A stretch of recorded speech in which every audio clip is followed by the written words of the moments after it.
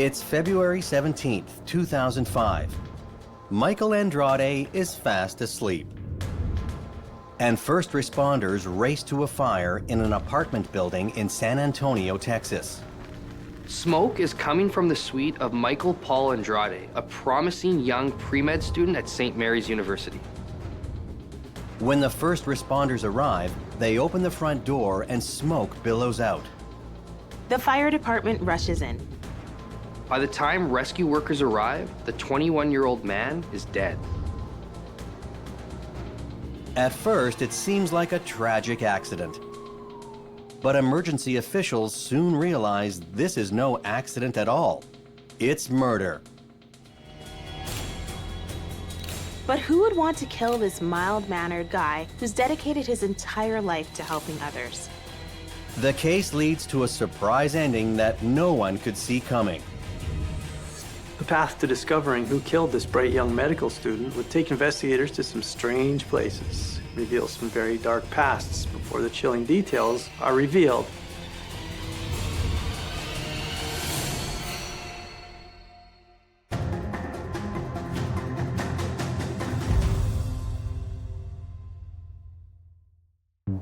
The city of San Antonio, Texas, one of the crown jewels of the American South. With 1.25 million proud citizens, it's known worldwide as the site of the iconic Alamo. The San Antonio Riverwalk is another very popular destination. At 15 miles long, it features many fabulous shops, restaurants, and attractions, and runs right through the city's downtown. 21-year-old San Antonio resident Michael Andrade doesn't have much time for strolling the sights. He's studying to be a doctor. It's a dream he's had since he was a little boy. Michael Paul Andrade is born on August 17, 1983, to proud parents Hippolito Andrade and Rosa Maria Guerrero. He is soon joined by younger siblings Stephanie and Eric. Michael is a devoted son. He's gentle, fun-loving, and kind. Michael shows an interest in becoming a doctor when he grows up. In 2001, Michael graduates from Nicky Rowe High School. True to his childhood dreams, Michael enrolls in pre-med courses at St. Mary's University. As a senior doing a chemistry major, Michael takes both the MCAT and PCAT with an eye towards going into medicine. The MCAT, or Medical College Admission Test, is for people who intend to go to medical school. The PCAT is the Pharmacy College Admission Test. These are intense tests, and studying for them takes dedication. In fact, most students who do well on the MCAT spend between 200 to 300 hours preparing. Add another 100 to 200 hours of studying for the PCAT. And it's obvious that Michael is devoted and hardworking. Michael passes both tests. Now there is nothing standing between him and his dream, except years of hard work. But Michael's more than capable, so there's little doubt he's going to have a brilliant career. More than anything, Michael wants to help people. Even with his busy schedule, he works for urban ministries with elementary-aged children and even volunteers at McAllen Medical Hospital. Michael's career path is grueling, and his mother lovingly reminds him that his hard work is going to pay off. On February 17, 2005, typically up and at 'em Michael Andrade is still in bed. Michael lives just a few miles off campus in a rented apartment. It's Thursday, not a lecture day, so most hardworking students like Michael use it to catch up on their sleep. The phone rings at 8:30 in the morning, but whoever it is can leave a message. As Michael sleeps, workers in the hallway of his apartment building notice smoke coming from inside Michael's suite. The smoke is billowing out of Michael's apartment. It's evident that something is amiss. They hurry off and call for help. When first responders arrive, they find Michael Andrade's apartment full of smoke. Firefighters quickly notice there are 3 distinct areas on fire. One in the bedroom on the mattress, one in the closet where we found entry had been made into the apartment later, and then one on a wingback chair in the living room. All the fires had basically burnt themselves out. A chair in the living room is mostly burned up. The floor of the closet is all charred and black. And there's an area at the foot of the bed that is still smoldering. The fires are mostly contained to their separate areas, which seems odd.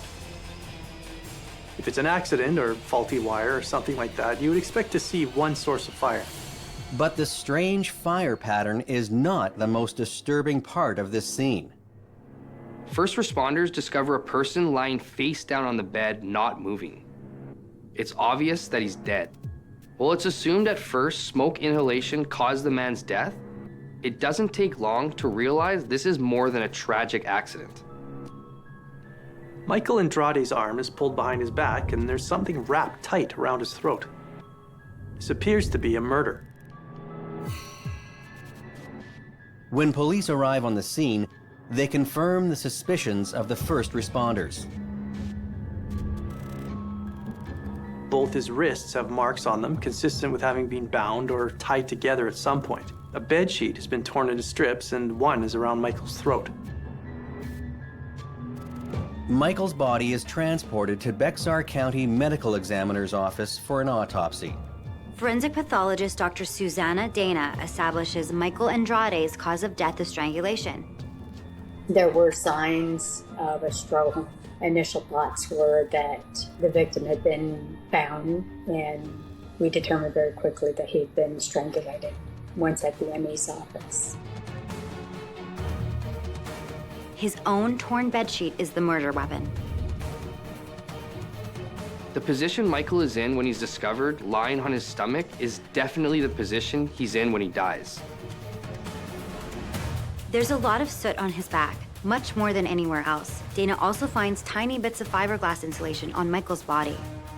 She believes that the killer has transferred the fiberglass insulation onto him. Dr. Dana sends the strange bits of fiberglass on for further testing. And then she discovers something even more unusual.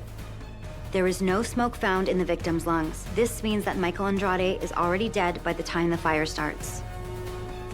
Someone kills Michael Andrade and tries to cover their tracks with arson. As more and more information comes to light, the reason for this brutal murder is enough to make investigators' skin crawl.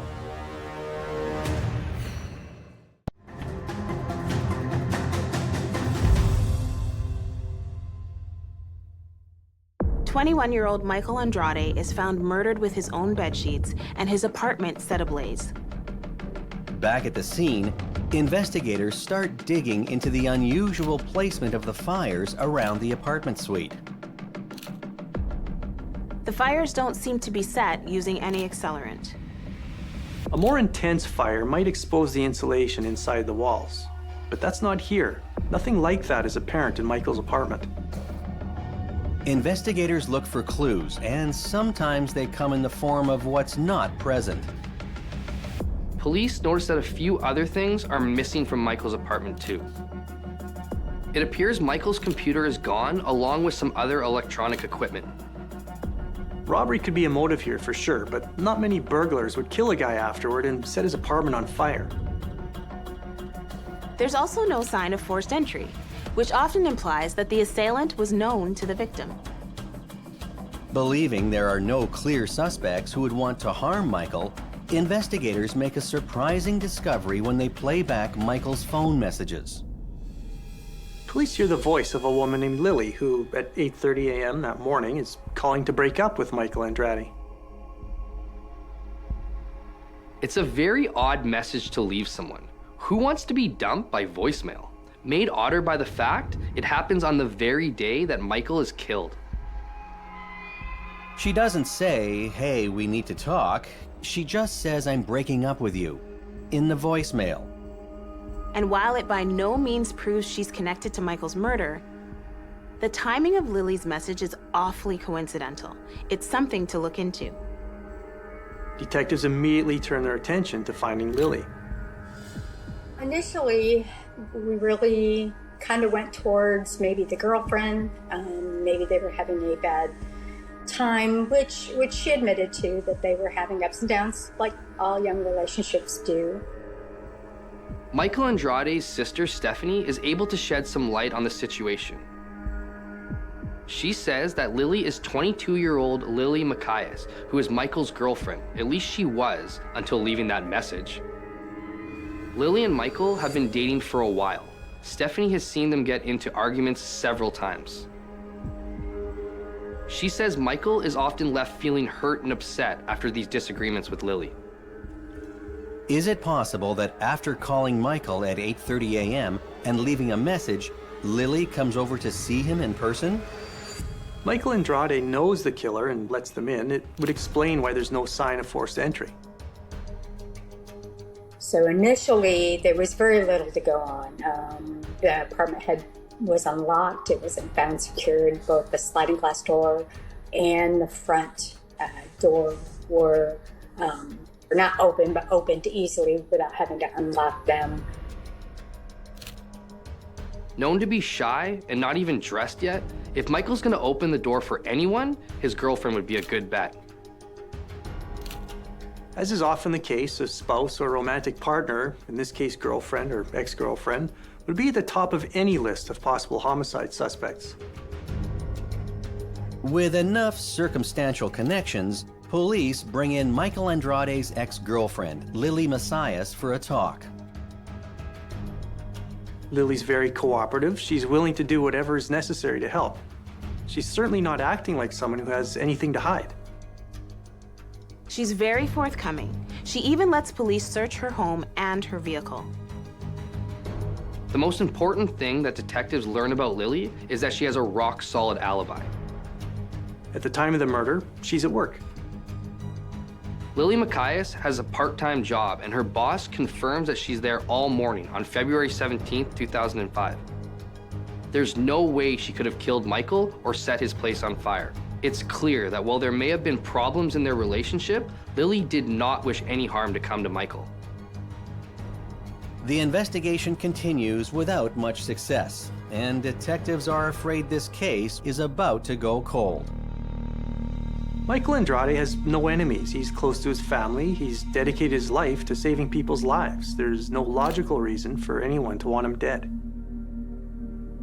For Michael's family, the loss is huge. Not just because they love him and he's a wonderful person, they mourn the loss of the man Michael would have been one day. Detectives scour every possible angle, adamant to bring Michael's family some answers. We just tried to follow whatever we could, from tracking down and canvassing the apartment complex to the groundskeepers that were on the grounds the day, and neighbors and anybody that had seen or spoken with him, from his girlfriend to his family to coworkers. We just tried to contact everybody that we could. With no leads, investigators are at a complete loss. As police try to figure out how to put together the strange puzzle pieces, Crime Stoppers receives an anonymous tip about Michael Andrade's murder.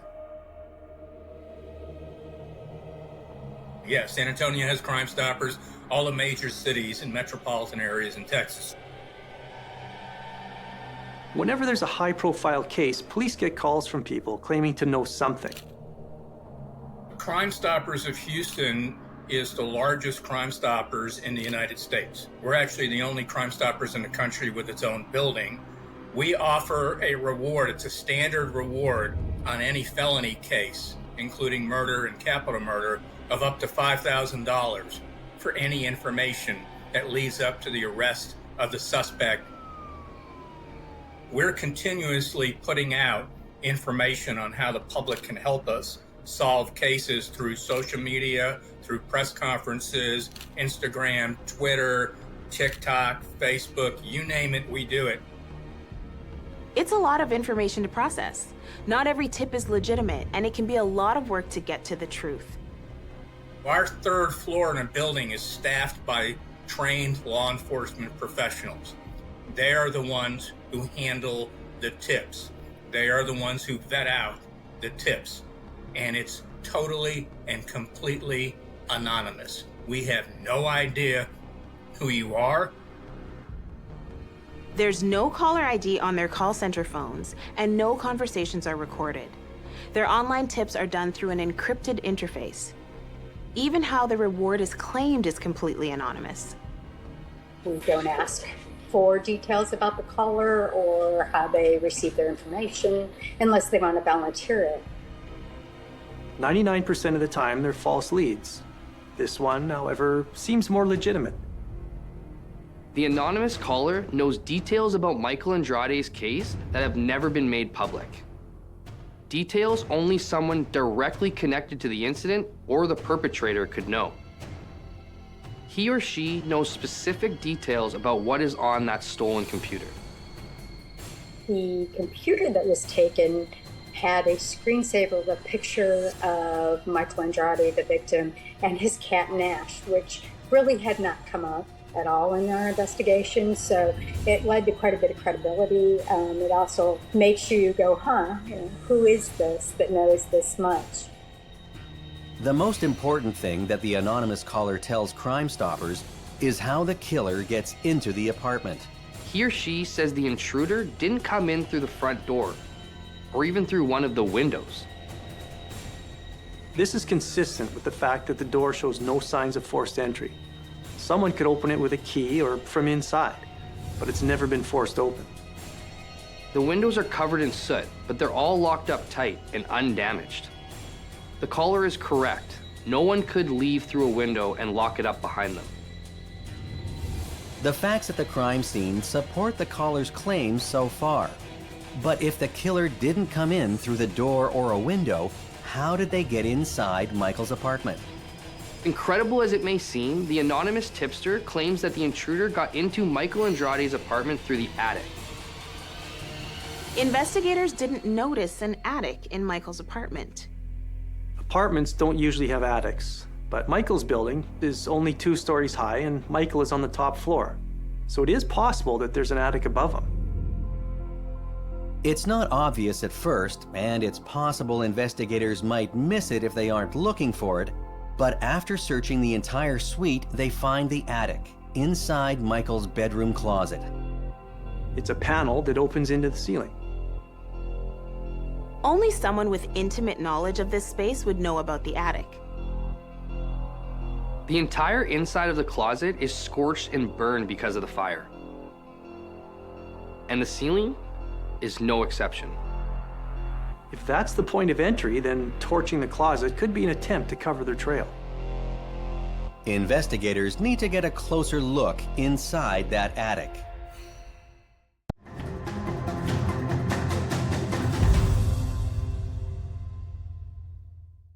An anonymous tip to Crime Stoppers reveals a huge clue that investigators missed in their initial search of victim Michael Andrade's apartment: an attic.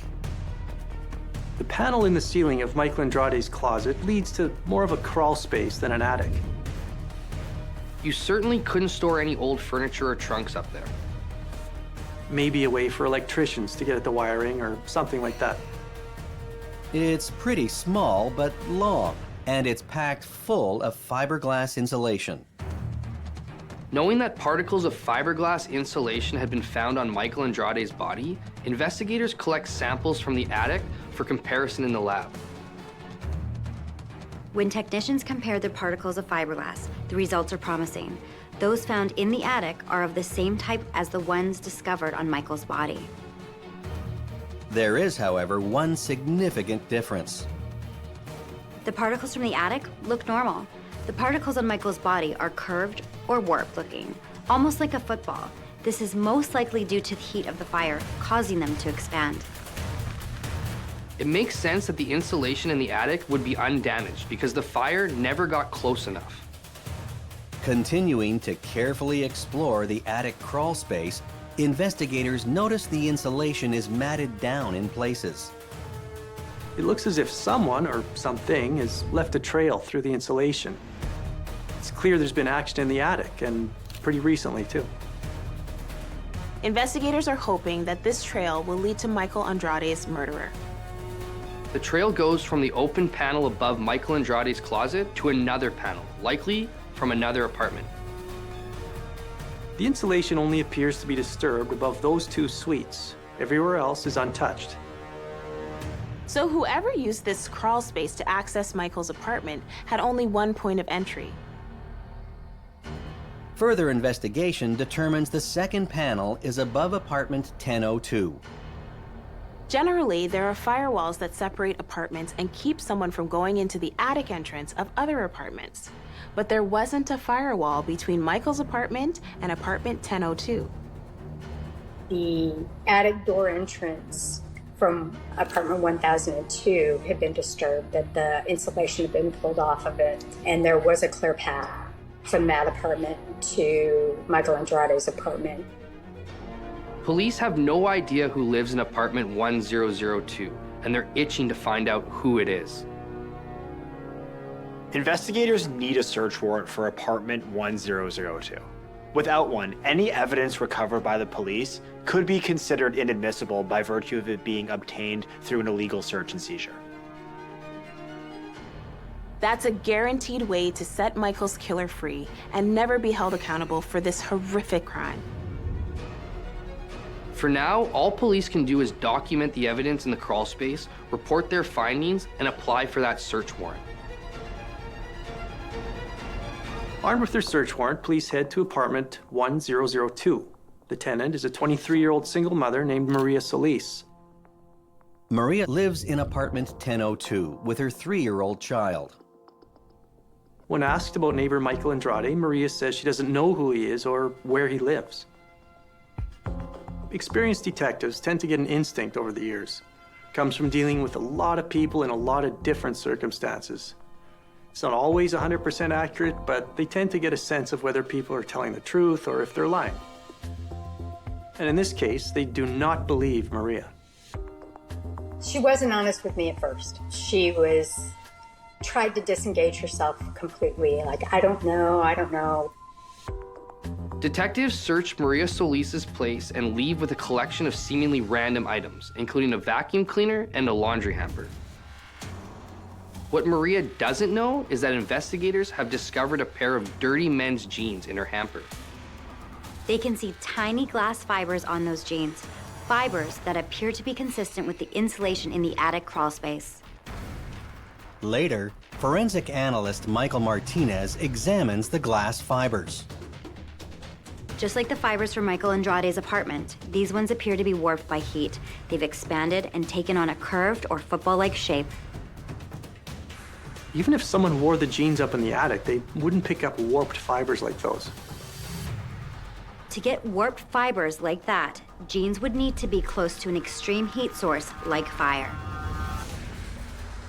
Inside Maria Solis's vacuum, there are also distinctive fibers wrapped around the spool.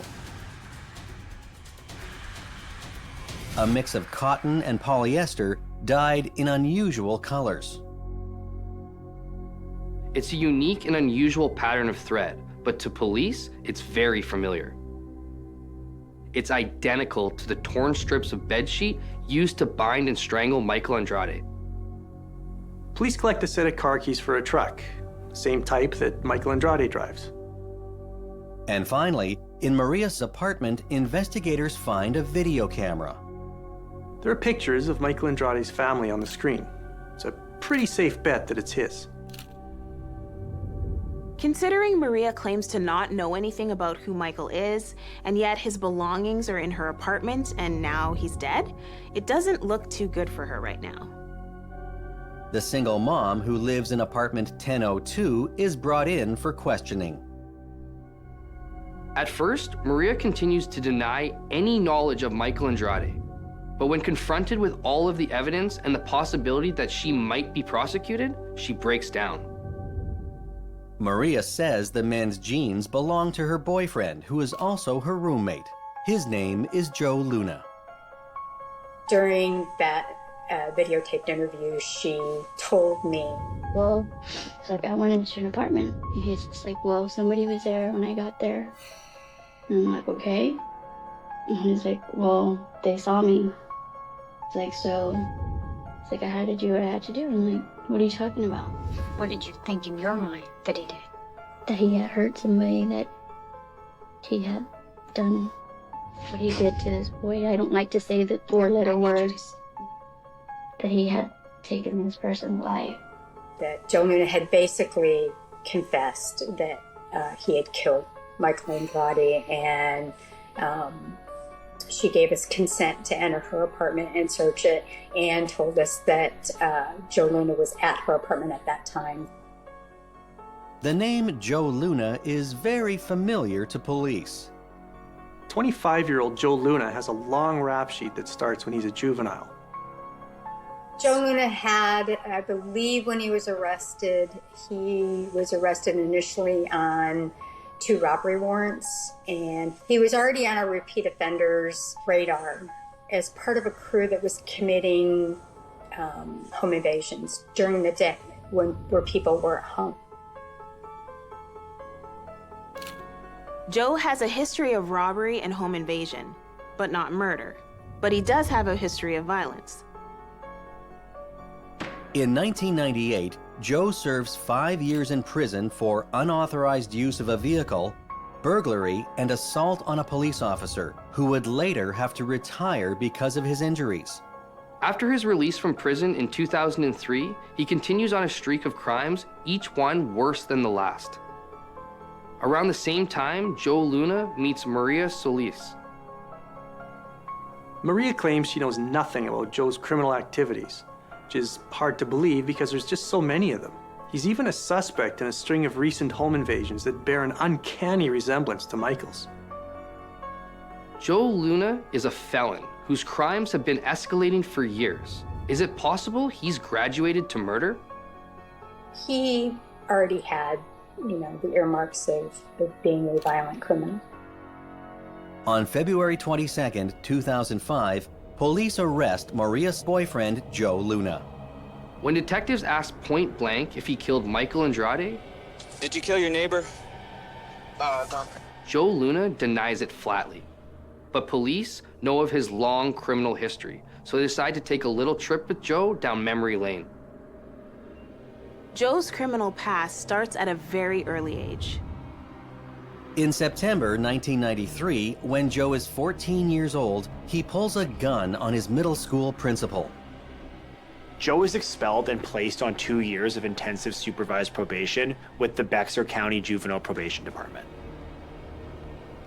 Due to behavioral issues, including assault and substance abuse, Joe is sent to several treatment facilities for therapy.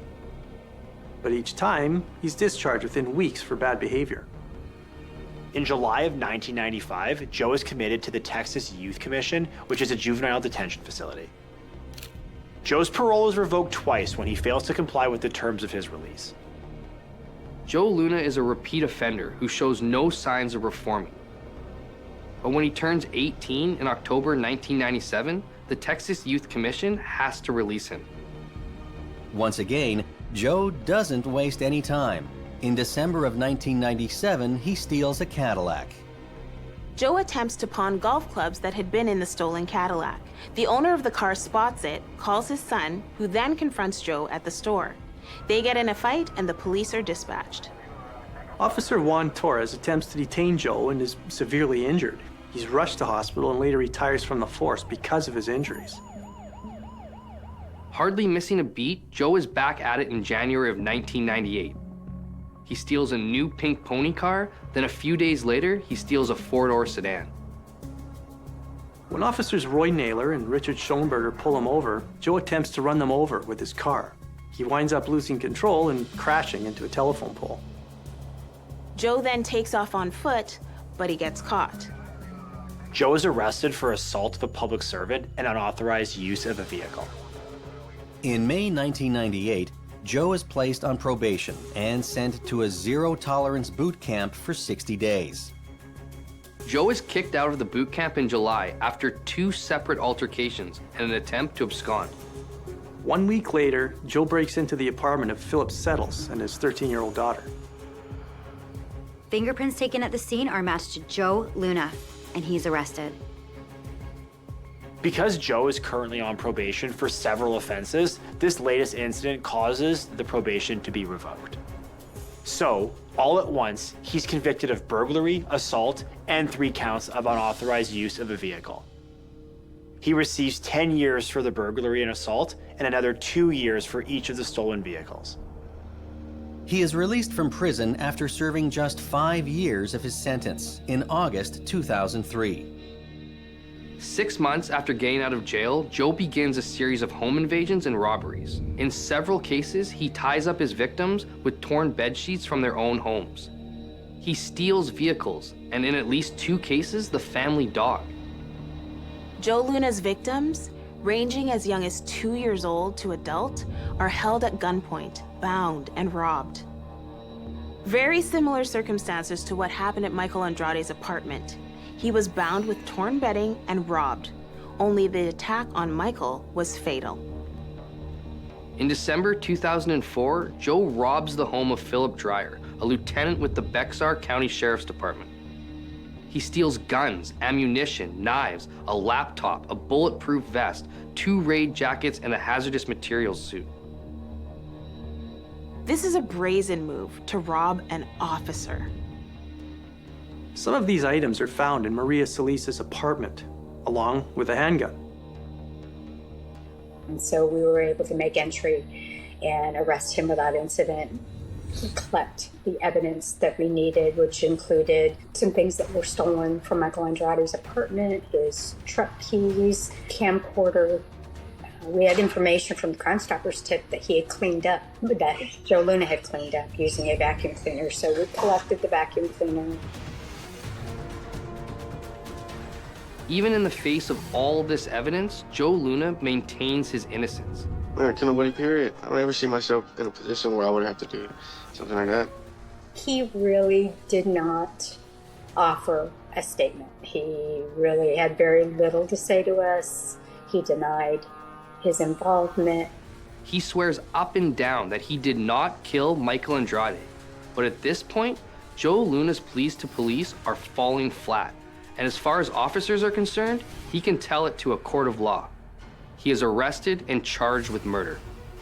Prosecutors have a rock-solid case and are ready to put Joe Luna away for good. But just as they are about to put it to test, Joe Luna makes an unexpected move that takes everyone by surprise.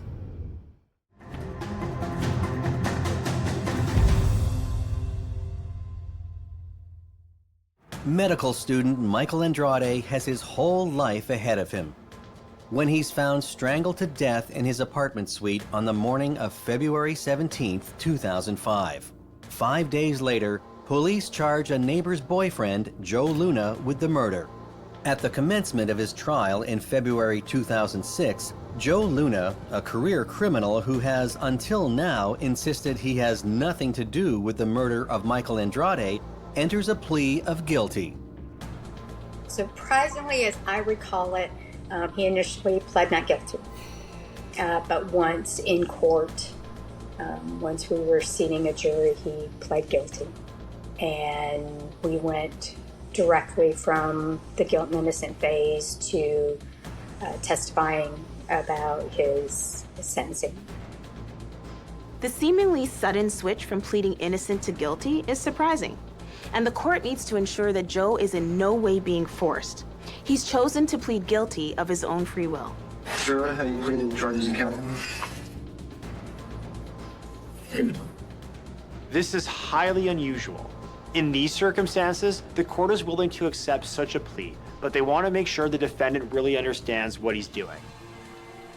The judge asked the defense counsel if Luna is competent to make this decision. The defense lawyer says yes, they believe Luna is mentally competent to waive his rights and enter a guilty plea. Though they don't advise it, Joe's defense has been trying to convince him not to change his plea. The prosecution and defense agree to a proceeding where both sides will submit evidence concerning Luna's punishment. When they're done, the jury will be instructed to find Luna guilty and then decide on the sentence. Lawyers present 58 witnesses who paint a picture of Joe Luna's long history of violence, including home invasions. These testimonies are establishing Joe's character. He's a repeat violent offender. This isn't a one-time regretful mistake that he's made. Joe Luna's crimes were violent and becoming increasingly so from 14 years old until his arrest at 25. They make it seem like murder is the inevitable end result of Luna's behavior. Prosecution presents a mountain of evidence found by police at the scene of Michael Andrade's murder. A pair of men's jeans with burned fiberglass. The attic pathway connecting Michael Andrade's apartment with Suite 1002, where Joe Luna was living. And a host of personal items belonging to the murder victim found in Joe Luna's possession. When prosecutors are done presenting Luna's past, they bring out witnesses to speak about his behavior after his arrest for the murder of Michael Andrade. Raymond Valero, a former cellmate of Luna's at the Bexar County Jail, takes the stand. Ray testifies that while in jail together, Luna tells him all the details of Michael's murder and expresses no remorse for the crime. Ray says Luna was planning to use a shotgun to shoot his way out when police came to arrest him for the killing. But when the cops arrived, Joe didn't have enough time to get to his gun. In the jailhouse confession, Raymond Valero says Luna also had plans to marry his girlfriend, Maria Solis, to prevent her from testifying against him. And finally, that Luna will use the judge as a human shield to escape if his trial does not go well. It's damning testimony from this informant. Even though Raymond Valero is a criminal himself and the jury might not trust everything he says, it still points the finger directly at Joe Luna for Michael Andrade's murder. So Joe Luna does the one thing he has left to do. He decides, against his lawyer's advice, to take the stand himself. In February 2006, Joe Luna pleads guilty to the killing. But in an odd move, Joe Luna wants to provide the court with a submission during his sentencing. Some criminals plead guilty and never explain what they did or why they did it. For some reason, Luna wants to tell it all. Apparently, since Joe's been in jail awaiting trial, he's had a change of heart and has found religion, so he wants to confess. Joe Luna tells the jury he enters Michael's apartment through the attic crawl space and lands in the bedroom closet. He expects the apartment to be empty at this time of day, but is surprised to see Michael asleep in his bed.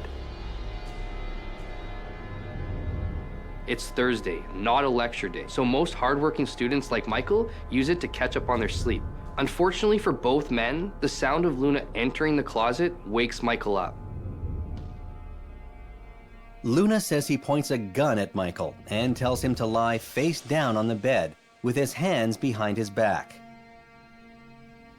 Michael does what he's told, and Luna begins to tear a bedsheet into strips. While tying Michael up with the strips of cloth, Luna says he won't hurt him, he only wants to rob him. But as Luna prepares to carry out the valuables, he starts to worry that Michael will tell police that he saw his intruder coming through the attic. This would ultimately lead them to Luna. He wears a mask, but hadn't thought about the obvious trail he'd be leaving behind. Joe Luna tells the jury that it is in this moment that he decides he has to kill Michael Andrade. He strangles him to death with a torn strip of cloth. In an attempt to cover his tracks, Luna vacuums Michael's apartment and tries to wipe it for fingerprints. Then he sets 3 small fires, one at the foot of the bed, one on the chair in the living room, and one inside the closet. Luna tells the jury that he felt no remorse after the murder. He tells girlfriend Maria Solis he did it because he was bored. Now he's pleading guilty to get right with God and give justice to Michael's family. The fact that Joe's reason for robbing and killing Michael is boredom is about the most heartbreaking motive for murder.